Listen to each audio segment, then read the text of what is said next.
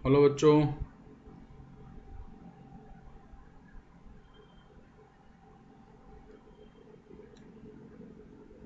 Hello guys.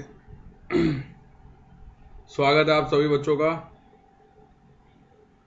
सो बच्चों, this is our first lecture for this chapter information communication technology, the new direction of progress. ठीक है। So information communication technology, short में इसको ICT बोलते हैं। Information communication technology को short में ICT बोलते हैं। और आपने देखा होगा कि ये बहुत ज़्यादा शब्द यूज़ किया जाता है। जैसे आपको याद होगा जब हमने पिछला लेक्चर चैप्टर ख़त्म किया था, तो वहाँ पे भी आईसीटी शब्द आया था। जब वो हमसे ये जानना चाह रहे थे कि या हमें बताना चाह रहे थे कि हम कहाँ इसके बारे में रिसर्च कर सकते हैं या इंफॉर्मेशन ले सकते हैं। ठीक है। तो आईसीटी आपको हर चैप्टर में मिलेगा। ये एक काइंड ऑफ इंफॉर्मेशन देने के लिए या कम्युनिकेशन करने की जो टेक्नोलॉजी है उसके बारे में डिस्कशन है इस चैप्टर में। ठीक है। So welcome all of you, welcome guys, welcome बच्चा पार्टी, स्वागत है आप सभी का।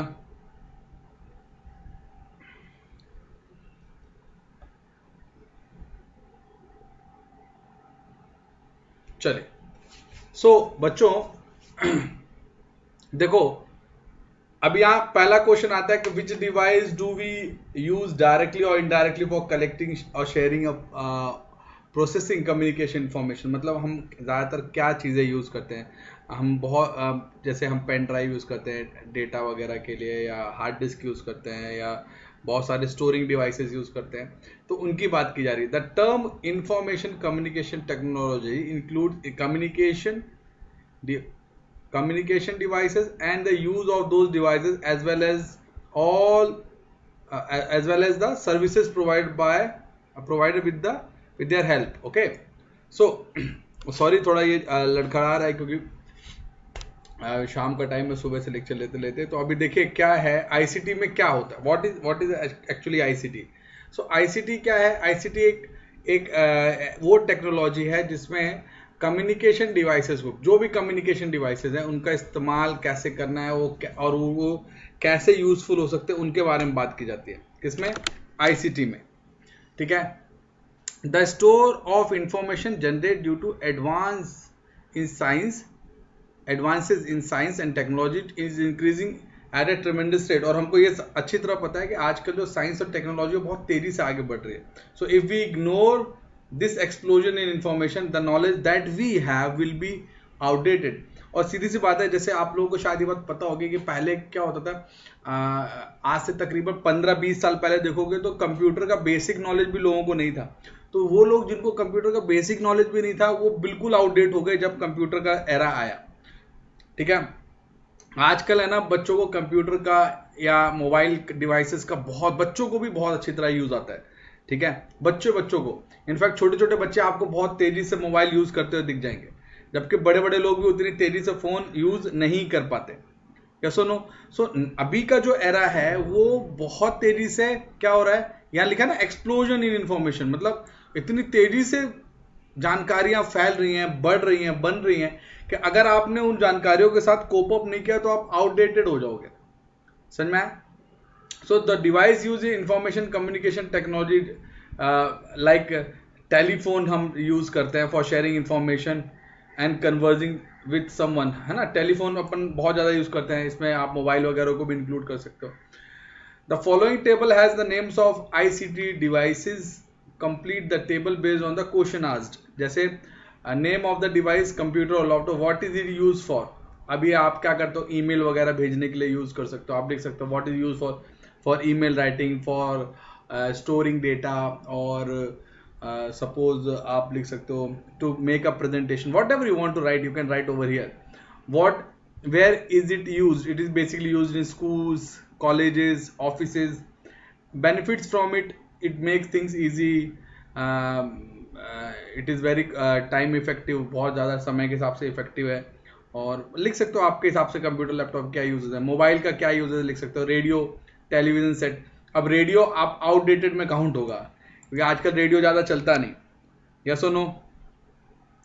बात समझ में आ रही है क्या बच्चा पार्टी? सो अभी के हिसाब से देखा जाए तो radio will be the outdated thing. Yes. Yes और नो बच्चा पार्टी, क्लियर है ना? चलिए, now the computer which is the most important device for information communication is considered to have gone through 5 generations since it was created. The computer used during the period between 1946 to 1959 are said to be the first generation computer. समझ में आया? जैसे आजकल आप use करते हो ना, आजकल आप लोग कैसे यूज करते हो? आप लोग जैसे अपन सपोज बोल दिया core i3 first generation, second generation, third generation, ऐसे बोलते हैं ना. तो ये जो अपन जनरेशन शब्द यूज करते हैं, अभी तो क्या है, जो टाइम चल रहा है उसी में हम जनरेशन शब्द यूज कर लेते हैं. पहले जनरेशन के अलग ही मीनिंग होते थे. समझ में आया कि नहीं? पहले क्या होता था कि ये पूरा देखो 1946 से लेके 1959 ऑलमोस्ट 13-14 साल में, 13-14 साल तक फर्स्ट जनरेशन काउंट हुआ. The ENIAC computer was made in this period. Valves were used in this construction. These valves are large in size.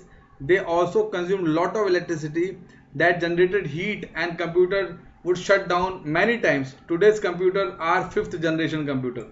समझ में आया? समझ में आ रहा है कि नहीं? सिंपल सी बात लिखी है इन्होंने कि आजकल का जो कंप्यूटर है that is a 5th generation computer. तो आज 5th जनरेशन कंप्यूटर में क्या होता है, आपको हर चीज आसानी से देखने के लिए मिल जाती है. यस और नो? यस और नो? और 5th जनरेशन कंप्यूटर है तो उसमें बहुत बड़े बड़े हीटिंग चैम्बर भी नहीं लगे हैं कि आपको बड़े बड़े एग्जॉस्ट लगाने पड़े या कूलिंग की व्यवस्था करनी पड़े. देखो ये चैप्टर आपको है ना, ये बताएगा कि पहले क्या होता था और अब क्या हो रहा है. ठीक है, मैंने एक वीडियो बनाया था मैं आप लोगों के साथ शेयर करूंगा. ठीक है, तो आप देखोगे मैंने खुद ने अपने लैपटॉप का फैन रिप्लेस किया अपने खुद के लैपटॉप का, जिस लैपटॉप से अभी आपको पढ़ा रहा हूँ. तो उसमें मैंने पहली बार खुद अपनी आंखों से प्रोसेसर देखा. First time in my life I have seen the processor.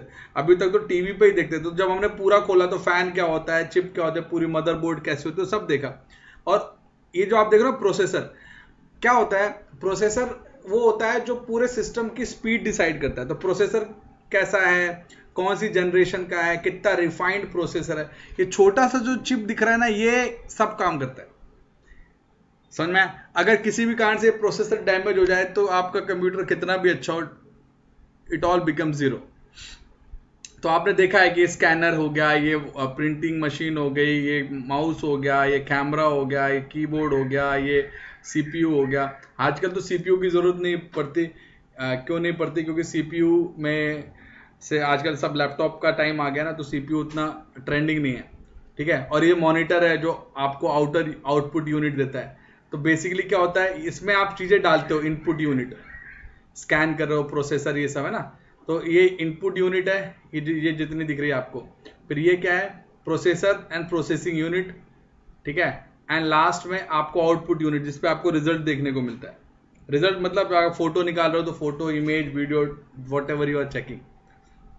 Important component of a computer, सबसे पहले memory.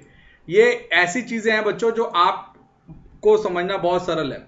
Memory is the place for storing data obtain from. Data का मतलब मोबाइल नंबर नहीं, डेटा का मतलब एनी जानकारी, any information which get stored is said to be data. समझ में? तो memory in this is the place for storing data obtained from the input and also generated solutions or answer by the computer.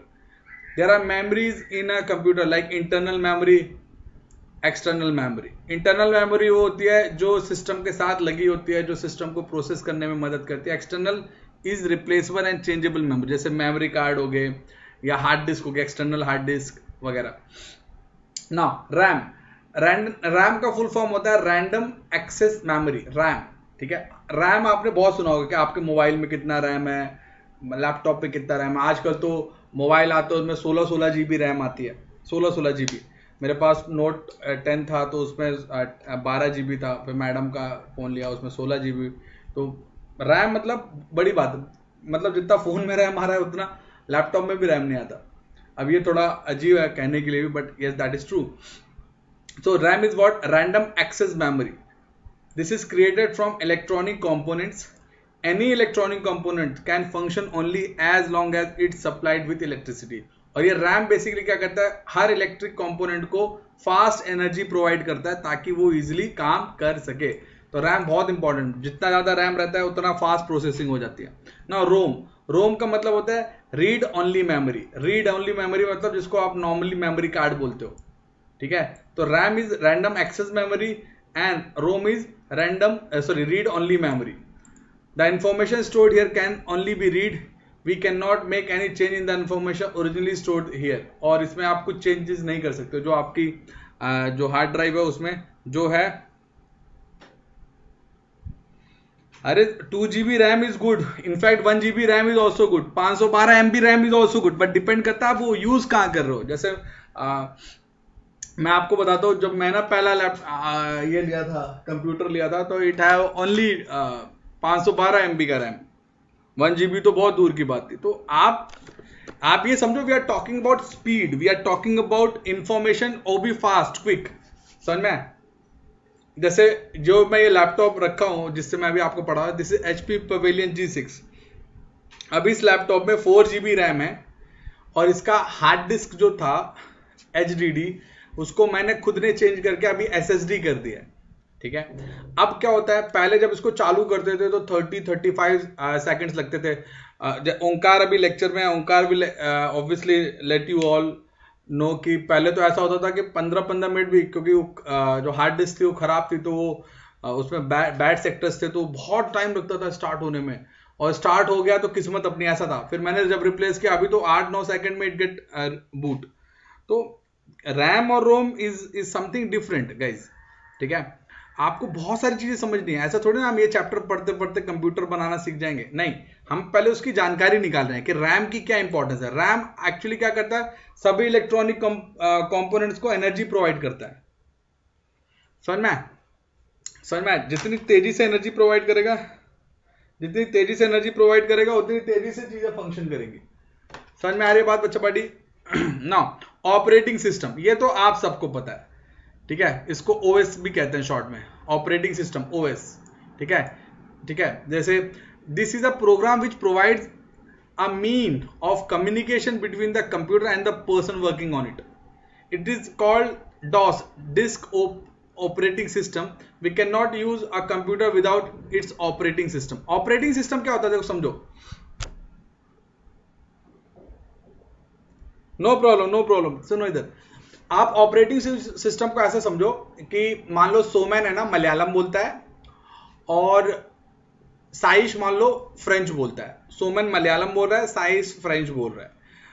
तो मैं एक operating system बन जाऊंगा, तो मैं साइश की लैंग्वेज को सोमैन को समझा पाऊंगा और सोमैन की लैंग्वेज को साई को समझा पाऊंगा। नहीं आई बात समझ में? मतलब ये कि ऑपरेटिंग सिस्टम बेसिकली कंप्यूटर और उसको चलाने वाले दोनों के बीच में एक कम्युनिकेशन क्रिएट करता है कि भाई आप इसको समझ सको। अगर ऑपरेटिंग सिस्टम नहीं होगा तो आप कंप्यूटर चला ही नहीं पाएंगे। समझ में आया? Clear? Now program, a program is group of command to be given to a computer. Program obviously command है, आप क्या कमांड दे रहे हो। आप जैसे आपके पास माउस है, कीबोर्ड है, तो आपको कमांड पता है क्या प्रोग्राम, आपको शट डाउन करना है या आपको रीस्टार्ट करना है, क्या करना है, तो वो सभी प्रोग्राम्स की कैटेगरी में आते हैं। समझ में? Now data information, data and information मतलब जो भी आपके पास आपके मेमोरी कार्ड में स्टोर है। Data is a information in its raw form, मतलब जिसको आप यूज कर सको। रॉ मतलब क्या, और रॉ क्यों बोलते हैं, रॉ वर्ड क्यों आता है? रॉ का मतलब होता है जिसका इस्तेमाल किया जा सके, क्योंकि जब कोई चीज पक जाती है मतलब अब वो अनयूज्ड है, अब उसका यूज नहीं हो सकता। समझ में? सबको बात समझ में आ रही है बच्चा पार्टी? तो रॉ शब्द हमेशा ये बताता है कि भैया इसका अब यूज नहीं हो सकता है, जितना यूज होना था, मतलब सॉरी, रॉ का मतलब यह है कि हम इसका बार बार यूज कर सकते हैं। That is raw. क्लियर? चलिए, now there is a word hardware. Hardware में सब मैकेनिकल पार्ट आ जाते हैं, इलेक्ट्रॉनिक एंड मैकेनिकल पार्ट, जितने भी आपके कंप्यूटर में लगे ना, जो दिखते हैं इन शॉर्ट। मतलब हार्डवेयर अगर कोई आपसे पूछे ना, जब ना समझ में आए तो आप क्या बोलोगे? ऑल विजिबल पार्ट, जो हमें दिखाई दे जाते हैं कंप्यूटर के अंदर। जैसे आपको रैम दिखती है, हार्डवेयर में काउंट होगा। रोम दिखती है, हार्डवेयर में काउंट होगा। फैन, मदरबोर्ड, प्रोसेसर, स्पीकर, ये सभी हार्डवेयर में काउंट होंगे। समझ में आया? तो जो भी दिख रहा है आपको वो सभी किस में काउंट होगा? हार्डवेयर में काउंट होगा ना। सॉफ्टवेयर क्या है? तो दिखाई नहीं देता बट काम करता है। समझ में आया? जो कमांड्स एक्सेप्ट करता है, जो आप कमांड दे रहे हो किसको? कंप्यूटर को। वो कमांड कौन आगे लेके जा रहा है? सॉफ्टवेयर लेके जा रहा है। तो software refers to the commands given to the computer. मतलब जो भी आप जानकारी दे रहे हो ना कंप्यूटर को, कंप्यूटर काम कर रहा है, वो सभी सॉफ्टवेयर के कारण होता है। Information supplied it to input and the result obtained as output, whatever happen यार, इन शॉर्ट। ठीक है, सो मैन वेट यार, अभी तो शुरुआत हुई, आएंगे अपन वहां पे। ठीक है, क्लियर है बच्चा पार्टी? क्लियर है? चलो मैं आपको बताता हूं, हिस्ट्री का अपन चैप्टर पढ़ रहे थे। हिस्ट्री के चैप्टर में एक बात तुम लोगों के था या आईसीएससी के लिए था, याद नहीं मुझे। तो अभी सोमन पूछा था सुपर कंप्यूटर। देखो सुपर कंप्यूटर पहले क्या था? पहले जो कंप्यूटर थे उनकी लिमिटेड इंफॉर्मेशन होती थी, लिमिटेड एक्सेस होता था। तो पहले है ना, एक कमरे से भी बड़ा कंप्यूटर बनाया गया, कमरे से भी बड़ा कंप्यूटर। और वो कमरे से भी बड़ा कंप्यूटर बहुत जगह ले रहा था, बहुत सारी इंफॉर्मेशन थी, बहुत सारी जानकारियां थी। ठीक है, उसको यूज करने के लिए या ऑपरेट करने के लिए भी बड़े सारे साइंटिस्ट काइंड ऑफ लोग लगते थे। तो सुपर कंप्यूटर उन शब्दों में यूज किया जाता था कि यार which are very big, not only big, they are huge to use, huge to access. That kind of situation was said to be for a super computer. आजकल अपन लोग जो यूज करते हैं ना, they are very much similar to that of super computer. क्यों? हमने कुछ किया, फ्लैश की तरह हर चीज आ जाती है। तो मैं मानता हूं, एग्री करता हूं कि सुपर कंप्यूटर शब्द काम करता है, बट अभी सुपर कंप्यूटर अपन शब्द यूज नहीं करेंगे। क्लियर है? बात समझ में आ रही है सबको? ठीक है, आएगा आएगा, अभी देखते जाओ। ठीक है, तो hardware and software I believe आपको समझ में आ गया होगा। अब देखो, make a list of various hardware and software items of a computer.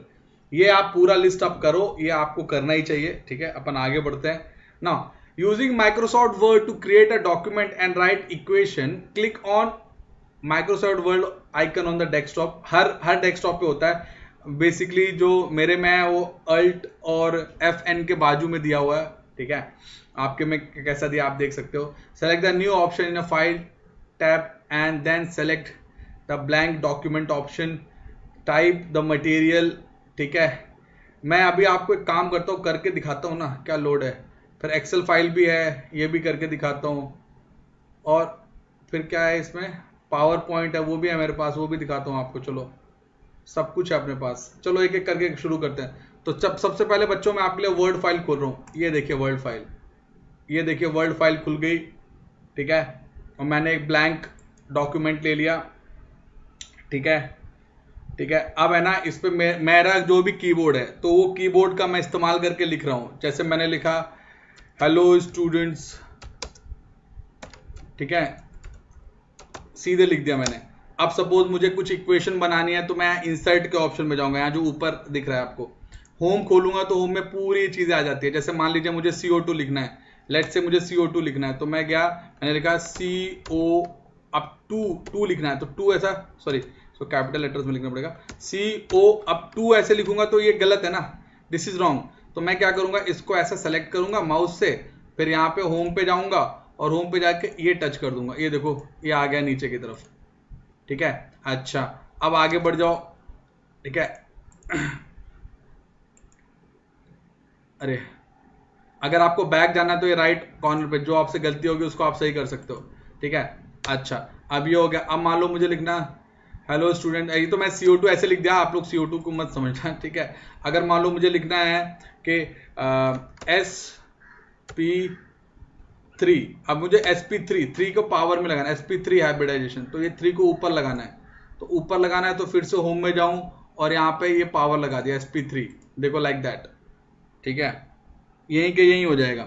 ठीक है, अच्छा ये दो चीज हो गई। अब अगर मान लो मुझे आपको सिखाना है, कोई इक्वेशन लिखना है, तो आप अगर टेबल डालनी है तो इधर जाओ, इस ऑप्शन में जाओ, यहाँ पे टेबल का ऑप्शन है, तो आप जाके टेबल पे जाओ। आपको जैसी टेबल चाहिए, कितने लाइन, ऊपर 5 लाइन 10 लाइन कितनी चाहिए, नीचे कितनी चाहिए, ये आप सब यहीं से सेलेक्ट कर सकते हो, जैसा चाहे वैसा कर सकते हो आप यहाँ पे।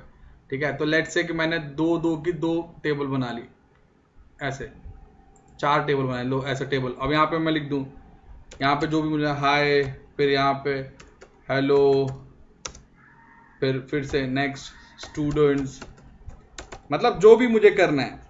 आई नो कि आप लोगों को आता होगा ये। अगर मुझे डिलीट करना है तो सीधे सीधे क्या करूं, इस पूरे को एक साथ सेलेक्ट कर लो, ठीक है, एंड डिलीट, जो भी है डिलीट हो गया, देखो एक बार में, समझ में। अच्छा, अगर आपको ये टेबल बनाने के बाद भी टेबल ऐड करना है तो यहाँ पे देखो, जहां भी आपका एंड है ना 2 के बीच की जगह, वहां पे ऊपर आपको प्लस बन के आ जाएगा तुरंत, तो उसको प्लस को क्लिक कर दो, एक अपने आप और कॉलम आ गया, एक और कर दो, एक और आ गया, एक और कर दो, एक और आ गया, ऐसे आप कर सकते हो। नीचे बढ़ाना है तो नीचे भी ऐसे ही आपको प्लस बनता हुआ दिखेगा, समझ में। ये देखो नीचे प्लस, ये देखो, तो ऐसे कर सकते हो। ठीक है, टेबल आ गया। मैं आपको सिखा रहा हूँ, मुझे पता है ये चीजें आपको आती होंगी, बट स्टिल अब अगर मान लो आपको कुछ सिंबल यूज करने हैं तो आप ऐसे सिंबल यूज कर सकते हो। जैसे मैंने लिखा 4 अब ये मुझे है ना यहाँ पे इक्वेशन बनानी है। तो इक्वेशन यहाँ से मैं ले लेता हूँ, इंसर्ट किया, यहाँ से इक्वेशन,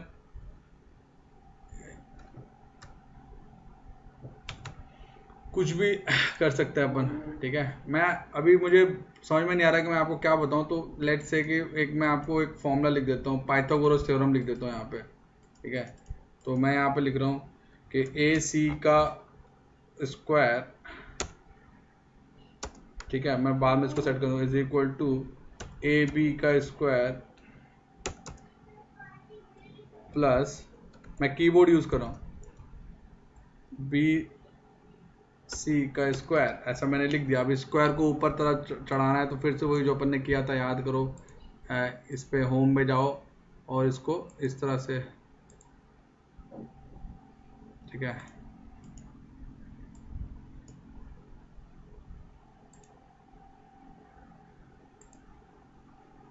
नहीं ये इधर नहीं हो सकता ये, तो फिर अपन को यहाँ पे क्या करना पड़ेगा, यहाँ मतलब कुल मिला के क्या करना पड़ेगा अपन को, इन शॉर्ट अपन यहाँ इंसर्ट पे जाओ, यहाँ पे बहुत सारे ये देखो इक्वेशंस के ऑप्शन दिए रहते हैं, आपको कैसा इक्वेशन सेलेक्ट करना है तो ले लो। जैसे मैंने ये वाला इक्वेशन कर लिया, ये पाई आर स्क्वायर, तो यहाँ पे मैंने लिख दिया जैसे मान लीजिए मैंने लिख दिया 28, अब ए को मुझे उड़ाना तो ए हटा दिया, फिर यहाँ पे पाई आर की जगह मान लो मैंने लिख दिया 6 पाई आर स्क्वायर, लाइक दैट। तो मैंने रैंडमली लिखा है बच्चा, बढ़िया ना, ओके। सो आप कुछ भी कर सकते हैं इन शॉर्ट। तो ये हो गया वर्ड फाइल, अब मैं इसको हटा देता हूँ, मुझे आई वोंट सेव, मुझे सेव नहीं करना है तो डोंट सेव कर दिया इसको, ठीक है। अच्छा, ये तो हो गया ये। अब मुझे मान लो एक्सेल फाइल चाहिए, तो मैं एक्सेल फाइल पे गया, एक्सेल फाइल मेरा ऑलरेडी ऑन था तो मैंने न्यू एक्सेल फाइल ले लिया, एक्सेल फाइल में गया। एक्सेल फाइल में क्या है, हर चीज़ का रिकॉर्ड रहता है, हर चीज़ का, न्यू ब्लैंक फाइल। अभी आप जो लिखना चाहे लिख दीजिए, जो भी आपको लिखना है। जैसे आपको स्कूल के, तो आप यहाँ पर मंथ डे लिख सकते हैं, डेज, ठीक है। फिर दूसरे में टाइम लिख सकते हैं कि आप कब लेक्चर आए, या सब्जेक्ट लिख सकते हो क्या, फिर आप यहाँ लिख दो कि जैसे मान लो, ठीक है। अब यहाँ पे आप एकदम इजी है, एकदम इजी है। जैसे आप यहाँ पे लिख दिया मंडे, है ना, आजकल तो बहुत एडवांस ये आने लगे हैं, आपको पूरा लिखने की जरूरत भी नहीं है, मंडे लिख दिया, ठीक है, और फिर इसको क्लिक कर दिया, ठीक है। तो अब यहाँ ट्यूसडे ऐसे करके आप लिख दो, फिर यहाँ टाइम लिख दोगे, जैसे 8 से 9:30 मैंने ये लेक्चर अटेंड किया। फिर आप इधर लिख दो कि 10 बजे से दूसरा लेक्चर अटेंड किया। फिर यहाँ लिख दो मैथ्स वगैरह, जो भी आपको लिखना है, कि आप मराठी है जो भी, वो लिख दो। आप यहाँ संस्कृत अटेंड किया, जो भी, ऐसे लिख दो और ये पूरा चार्ट बन जाएगा। हालांकि मुझे इसे भी सेव नहीं करना है तो इसको भी मैं डोंट सेव कर देता हूँ। अब पावर पॉइंट पे आता है। I actually do not use power point because मेरे लिए मैं उतना यूजिंग नहीं है इसका, लेकिन आप यूज़ कर सकते हो। अभी जैसे मेरे पास स्टाइलस है तो मैंने क्या कर लिया, ये थीम ले लिया, यहाँ पे प्री लोडेड थीम आती है, ठीक है। अब ये प्री लोडेड थीम में मैंने इधर जाके लिख दिया मैंने लिख दिया हाय सोमैन, अब मान लो मैंने यहाँ लिख दिया, इसमें आप प्रेजेंटेशन बनाते हो, basically this is for presentation. Okay, तो मैंने आपको बताया कि किस तरह से हम वर्ड फाइल, एक्सेल फाइल या पावर पॉइंट ये सब बना सकते हैं। ठीक है, अब हमें इसी चीज को आगे बढ़ाना है बच्चा पार्टी, लेट्स मूव अहेड। ठीक है, आपने देखा कि पीडीएफ कैसे बनाते हैं, पीडीएफ वगैरह सेम जैसे मैंने बताया, सेम तरीका है, we can create, no doubt. So, some of the information communication technologies are given in the boxes below. Demonstration, prediction, collecting scientific information. ठीक है, some experiments and concepts in science can be demonstrated easily and effectively by using simulation and animation. Simulation मतलब होता है कि जब आप किसी चीज को प्रोसेस कर रहे हो, फास्ट करते हो, या एनिमेशन के थ्रू, जैसे हमने बहुत सारे एनिमेटेड वीडियो आपको दिखाए हैं लेक्चर्स में, तो वो कई बार क्या है, समझाना सरल हो जाता है अगर एनिमेशन वीडियो है। Prediction can be made after compiling and processing the information, जैसे मेट्रोलॉजी है ना, प्रिडिक्शन भविष्यवाणी कि यार अब बाढ़ आ सकती है, तूफान आ सकता है, या सुनामी आ सकती है, इस तरह के प्रिडिक्शंस। ठीक है, कलेक्टिंग साइंटिफिक इंफॉर्मेशन जैसे internet, emails, newspaper, blogs, chat rooms, Wikipedia. आपने न्यूज़ चैनल वालों को खूब देखा होगा कि वो बताएंगे कि 10 साल पहले ये नेता ने ये भाषण दिया था, या 2 साल पहले ये, नेता को भी याद नहीं रहता कि उसने ये भाषण कब दिया था। समझ में आया कि नहीं? Now opportunities in the computer field. Computer field में क्या क्या अपॉर्चुनिटीज है? सबसे पहले software field, this is an important field having accepted the challenge of creating software. Many companies have created these field. समझ में?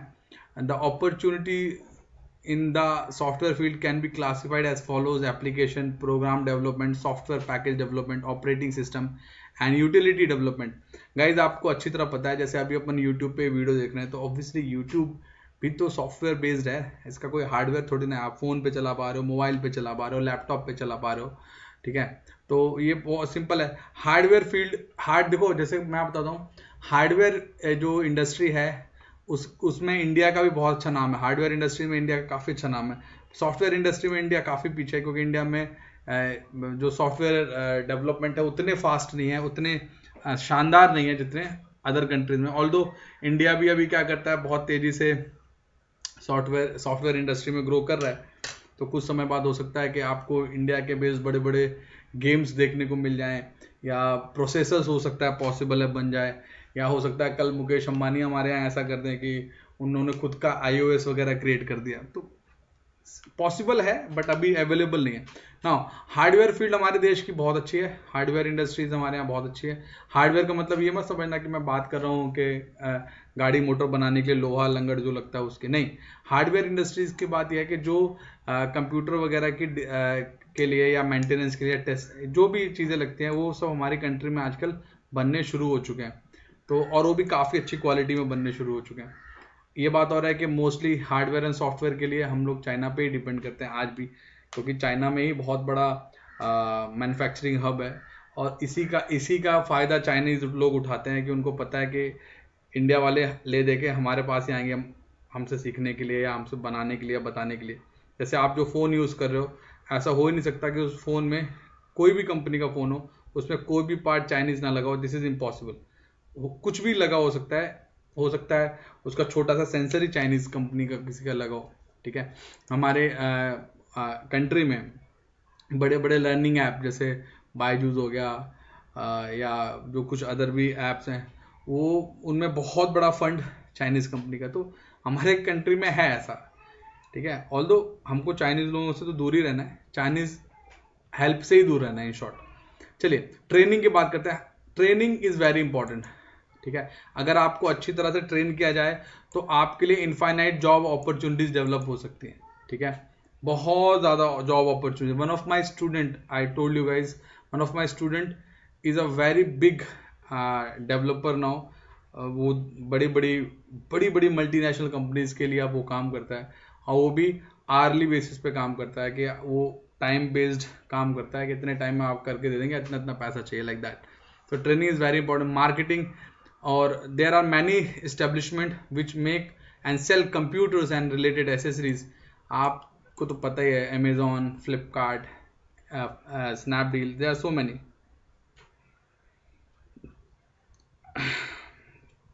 So the question from so many is, why do Chinese companies are so famous? देखो, there are so many reasons for that, but if in case you have asked, so let me tell you. सबसे बड़ा होता है कारण cost का. Chinese जो product होता है उनकी कॉस्ट वेरी लेस होती है as compare to any other country. ठीक है, नंबर वन ये सबसे. और अवेलेबिलिटी ईजी होती है, अवेलेबल ईजी हो जाते हैं, ईजीली अवेलेबल. अब मैं बताता हूँ, जैसे मैंने अपने कंप्यूटर का फ़ैन चेंज किया तो वो फ़ैन भी मेड इन चाइना था. अब मुझे कब पता चला, जब मैंने उसको पूरा खोल खाल लिया और उसमें नॉन रिटर्निंग पॉलिसी थी, क्योंकि उनको पता है ना सॉफ्टवेयर या ये जो कंप्यूटर की जो एक्सेसरीज होती हैं इनमें यूजुअली नॉन रिटर्नेबल होता है. और मुझे ज़रूरत भी थी तो रिटर्न करते भी कैसे, क्योंकि मेरा कंप्यूटर ही ख़राब पड़ा था. तो क्या होता है कि जो कॉस्ट होती है ये बहुत कम होती है. अभी कॉस्ट कम कैसे होती है इसको भी समझो. कॉस्ट कम होने का सबसे बड़ा कारण होता है बच्चों कि जैसे मान लो मैंने कहा तुम चाय बना रहे हो, टी मेकर हो, तो टी मेकर के अगर तुम्हें 2 कप चाय बनानी है तो तुमको गैस लगेगी, मान लो 10 रुपए की गैस तुमने खर्च कर दी सब एक्सपेंस मिला के. ठीक है, 10 रुपीज़. अब अगर मान लो तुमको 2000 लोगों के लिए चाय बनानी एक साथ, तो 10 रुपये नहीं पर, अभी देखो 2 रुपये, 2 कप चाय में तुमको 10 रुपये का पूरा एक्सपेंस आया, तो मतलब पर पर्सन तुम्हें 5 रुपये का एक्सपेंस आया. अब 2000 लोगों में मान लो तुमको 500 रुपये का एक्सपेंस आया, तो मतलब कितना हो जाए, 2000 बाय 500, तो नियरली कितना आएगा 2000 कप के लिए. तो कितना हो जाएगा 500 बाय 2000, सॉरी 500 बाय 2000 करो तो दैट विल बी 1/4 अप्रॉक्सीमेटली, मतलब 0.25 पर पर्सन. तो यहाँ पे 5 रुपये पर पर्सन आ रहा था, यहाँ पे 0.25 पर पर्सन आ रहा है. तो क्या होता है हमारी कंट्री में क्वांटिटी बनाने से डरते हैं लोग. चाइनीज कंट्री में क्वांटिटी बनाते हैं, इतनी सारी क्वांटिटी बना लेते हैं कि उनको लगता है कि अब हम इजीली इसको एक्सपोर्ट कर देंगे, बाहर कंट्रीज में भेज देंगे, हमारा बिक ही जाएगा सब सामान, तो इसलिए बहुत सस्ता पड़ता है. हमारे देश में तो पॉसिबल ही नहीं है. अब सोचो 50 रुपए से लेके 60 रुपए में चाइनीज लाइट आपको इंडिया के अंदर मिल जाती है. तो मतलब वो चाइना से लेके आके 50-60 रुपए भेज देता है. इंडिया वाला बोलेगा सर हमको मार्केटिंग कॉस्ट लगता है, ये कॉस्ट लगता है, वो कॉस्ट लगता है, हमको खुद ही 80 रुपीज़ का पड़ रहा है. तो इसीलिए क्या होता है प्रोडक्टिविटी बहुत ज़्यादा है. हमारे कंट्री के जो प्रोडक्शन है, जो मैन्युफैक्चरिंग है, जो रॉ मटेरियल है, वो भी बड़ी मुश्किल में मैनेज होता है, और वो भी कहीं ना कहीं रॉ मटेरियल चाइना से आता है. प्लस हमारे यहाँ जो गवर्नमेंट है वो टैक्सेस के बड़े भारी बार सेट करते हैं. चाइना में उतने बड़े टैक्सेस के बार नहीं है सेलर्स पर. तो वो बहुत सारे कारण है, 1-2 कारण नहीं. जब तुम पढ़ोगे तुमको पता चलेगा the only reason why China become the manufacturing hub is because of so many reasons. They have so many reasons, they have so much of thing. यार मैं क्या बताऊँ, मतलब मैं अभी आपको बता रहा हूँ ये जो स्टाइलस है जिसके थ्रू मैं लिख रहा हूँ ये भी मेड इन चाइना है. इसके ये जो वाकॉम है इसमें लिखा भी है मेड इन चाइना, हालांकि ये तो 4 साल से मैं यूज़ कर रहा हूँ. तो हमारी कंट्री में इनोवेशन नहीं होता. जैसे अपन ने ऐप बनाया, वो ऐप को अभी तक कोई जानता नहीं. चाइना में अगर ऐप बना देता अभी तक हिट हो जाता है, क्योंकि चाइना में क्या है, चाइना में आउटसाइडिंग ऐप यूज नहीं किया करते वो लोग. वहीं के देश के बने हुए लोग, मतलब वहीं का बना हुआ चीज़ है, वहीं के लोग यूज करेंगे. और विदेशों में कहीं पे भी यूज करो, जैसे they do not use Google, Google he use नहीं करते. तो यूट्यूब नो, या जीमेल नो, या एंड्रॉयड के ऊपर जो भी चल रहा है नो, ये सब नहीं चलता. आपने देखा होगा बहुत सारे प्लेटफॉर्म होते हैं जिनमें एंड्रॉयड ऐप काम ही नहीं करते. उनके खुद के प्लेटफॉर्म बने हैं चाइना में, जैसे हुवेई वगैरह कंपनी है वो खुद के ही प्लेटफॉर्म बना देती है, हुवाई वगैरह. तो ये चाइना में होता है, इसलिए चाइना बहुत आगे है. चाइना दूसरों पर डिपेंड ही नहीं करने की कोशिश कर रहा है. हमारे देश में क्या है, हम लोग सब पे डिपेंड कर रहे हैं. प्रोसेसर भी लेना है तो चाइना से, अमेरिका से अपन लेते हैं. अपन अपने यहाँ कुछ बनाते ही नहीं. और हमारे देश में अगर कोई बनाने की सोचता भी है ना, तो हमारे घर में, हमारे यहाँ एक कहावत चलती है, घर की मुर्गी दाल बराबर. समझ में? हमारे देश में अगर मान लो मैंने कहा मेरा स्टूडेंट सोमन बहुत शानदार है, उसने आगे चल के बहुत बड़ा सॉफ्टवेयर कंपनी खोलना चाहता है, तो नहीं चलेगा इंडिया के अंदर. हाँ वही जाएगा अमेरिका में, जाएगा अमेरिका में खोलेगा, तो शायद फिर अमेरिका में खोले और फिर इंडिया के लोग जाके अमेरिका से उसी की चीज़ खरीद के लेके आए. तो इंडिया में रहते रहते उसकी कीमत नहीं करेंगे. ये हमारी कंट्री में ही पॉसिबल है. और कंट्री में क्या है, वो भी नहीं करता, गवर्नमेंट भी सपोर्ट नहीं करती है इस बातों में, कोई भी गवर्नमेंट दे वोंट सपोर्ट। समझ में? हमारे कंट्री में स्टार्टअप 80% स्टार्टअप एक साल के अंदर ही डूब जाते हैं, और 20 जो बचे हुए 18% है वो दूसरे साल में डूब जाते हैं। मुश्किल से 1 से 2% ऐसे होते हैं जो सरवाइव करते हैं 5 साल तक, और उसका भी 0.1% कहीं जाके वेल नोन हो पाता है।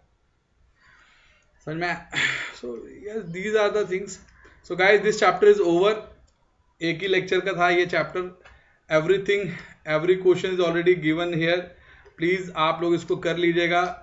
आप की लैब पे जाके इसके पूरे सोल्यूशन चेक कर लो। Although it was a very very easy chapter, I believe आप लोग कर लोगे। तो गाइज मिलते हैं अगले लेक्चर में, and will do a different thing. ठीक है, डिफरेंट चैप्टर, और मचाते हैं फिर। ठीक है बच्चा पार्टी, तो मिलते हैं अगले लेक्चर में बच्चा पार्टी, और फिर मचाते हैं। Until then bye guys, bye everyone, take care, bye everyone.